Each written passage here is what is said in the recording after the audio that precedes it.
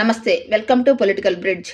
పూసపాటి అశోక్ గజపతిరాజు గారు మరొకసారి తన గొప్ప మనసును చాటుకున్నారు. వీరి కుటుంబం ఎప్పటి నుంచో భూముల్ని దానం చేస్తుంది మాన్సస్ ట్రస్ట్ తరపున.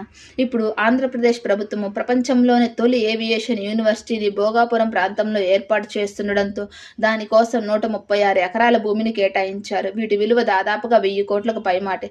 అంతేకాకుండా ఏవియేషన్ రంగంలో ఉద్యోగ ఉపాధి అవకాశాలు కల్పించే విధంగా ఒక ఏవియేషన్ ఎడిసిటీని ఏర్పాటు చేస్తున్నామని ఇటీవల కేంద్ర మంత్రి రామ్మోహన్ నాయుడు గారు చెప్పారు.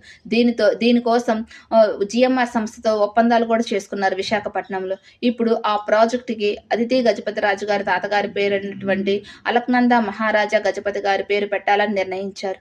వీరి కుటుంబం ఎప్పటి నుంచో ప్రభుత్వ కార్యాలయాలకి, కాలేజెస్కి, పేద ప్రజలకి భూమిని దానం చేస్తూనే ఉంటారు. కొన్ని కోట్ల డబ్బులను కూడా పేద ప్రజలకి దానం చేస్తారు. అంతేకాకుండా అశోక్ గజపతిరాజు గారు ఒక రాజకీయాలలో అజాత శత్రువనే చెప్పుకోవాలి.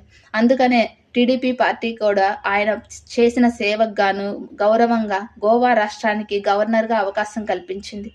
మీరేమంటారు? అశోక్ గజపతిరాజు గారు చేసిన ఈ సాయంపై కామెంట్ చేయండి. వీడియో నచ్చితే లైక్ చేయండి, షేర్ చేయండి, సబ్స్క్రైబ్ చేయండి.